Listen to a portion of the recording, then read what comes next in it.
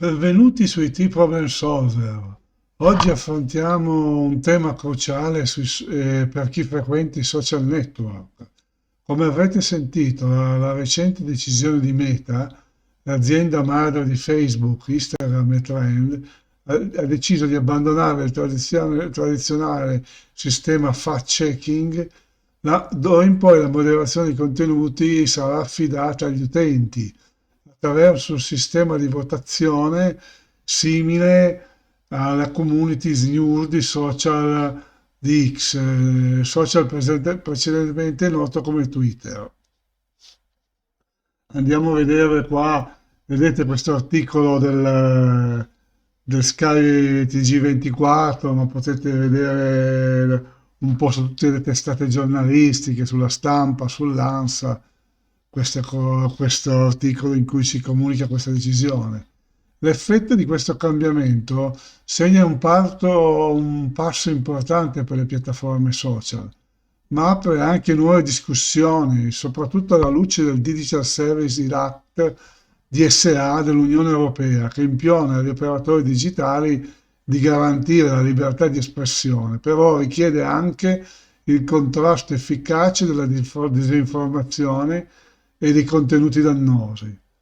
Inoltre, faccio il DSA prevede sanzioni molto severe per le piattaforme che non rimuovono i contenuti pericolosi e dannosi, con multe che possono arrivare fino al 6% del fatturato globale annuo. Attenzione, fatturato globale annuo inteso in tutto il mondo, non solo in Italia, quindi è una bella multa che rischiano. Questo solleva il dubbio che questa decisione di Meta possa essere un tentativo di scaricare la responsabilità sugli utenti, evitando così possibili sanzioni. Vedete qua anche la disinformazione online, l'articolo dell'agenda digitale dell'Unione Europea. Infine, qua vi faccio vedere dove c'è proprio il sito del Digital Services Act, dove si può leggere completamente questa Digital Services Act che adesso è entrata nella fase operativa. E qua andiamo a vedere l'articolo 52, dove proprio prevede le penalità. I membri dello Stato, vedete qua, regulation share 6% dell'annual worldwide turno, cioè di tutto il mondo, diciamo, il 6% delle forme. Andiamo a vedere in avanti. Il pericolo di questa scelta sta nella possibilità che le decisioni vengano delegate e prese sulle opinioni di massa. Cioè Piero Angela, a proposito di questo, aveva già indicato questo rischio, ma molti anni fa, in periodi ancora non sospetti, finirà che decideremo, la sua frase, la sua citazione è questa, finirà che decideremo la velocità della luce in base sull'alzata di mano. Una battuta ironica, ma riflette molto il rischio delle informazioni false, tendenziose, vengono validate semplicemente perché popolari. Io potrei dire, aggiungere un'altra mia, e si finirà che si deciderà se la Terra è rotonda o piatta in base all'alzata di mano, cosa votano gli utenti, oppure se il Sole gira intorno alla Terra o la Terra gira intorno al Sole. Consideriamo anche le implicazioni sociali. Un sistema di votazione potrebbe favorire la diffusione di odio e di disinformazioni se le decisioni non vengono verificate da esperti. Pensiamo anche al caso di fake news che oggi già trovano terreno facile. Il DSA stabilisce chiaramente che la moderazione dei contenuti non equivale alla censura, ma deve essere trasparente e deve rispettare i diritti degli utenti. Per esempio, chi vede limitato il proprio diritto, per esempio col blocco dell'account, ha diritto ai mezzi che vengono forniti sul link di specificare e contestare la decisione. Chiaramente i tempi di Facebook su questi non sono, di Meta non sono un granché. Devo dire una cosa, se devo proprio tirarmi un sasso nella scarpa, ho visto a volte Meta che alcuni utenti avevano perso la password e usando i vari sistemi che avevano avuto l'account chiarato, mandando il report, mandando la mail.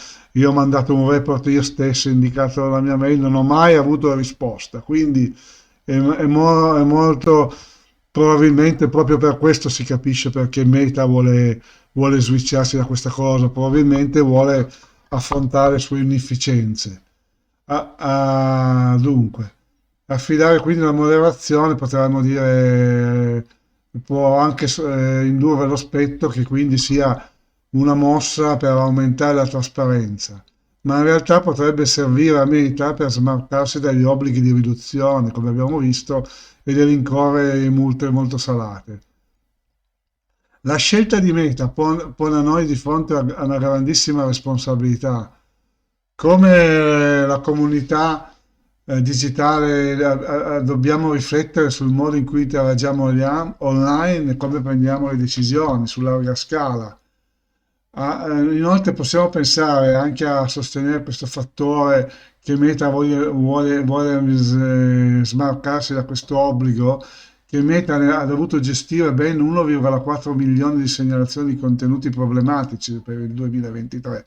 Capite che è un lavoro molto grande e anche costoso. Questo lavoro è affidato a una società esterna, è affidato ancora attualmente all'esterna. Comunque il rischio di affidare questo a tutte delle comunità di utenti che decidono e di affidarsi alla folla, diciamo alla massa, per decidere se un certo contenuto è malevolo o no, si rischia a anche andare a rievocare qualche contenuto biblico, dove la folla ha scelto tra Gesù e Barabba, ma mi sembra di ricordare, purtroppo la folla in questi casi non sceglie il bene molto spesso. Sarà lo stesso poi con questi contenuti online. Io spero che comunque queste aziende non si sottraggono dalle leggi della comunità europea, perché soprattutto anche per come trattano i nostri contenuti, i nostri dati e come vengono utilizzati per averne profitto. Grazie comunque vi ringrazio di avermi seguito per questa riflessione. Fatemi sapere nei commenti cosa ne pensate della decisione di Meta, se secondo voi è una decisione giusta oppure se è una decisione sbagliata che comporta dei rischi. Iscrivetevi al canale e attivate la campanella per non perdere i prossimi video. Alla prossima sui Team Problem Solver. Ciao a tutti!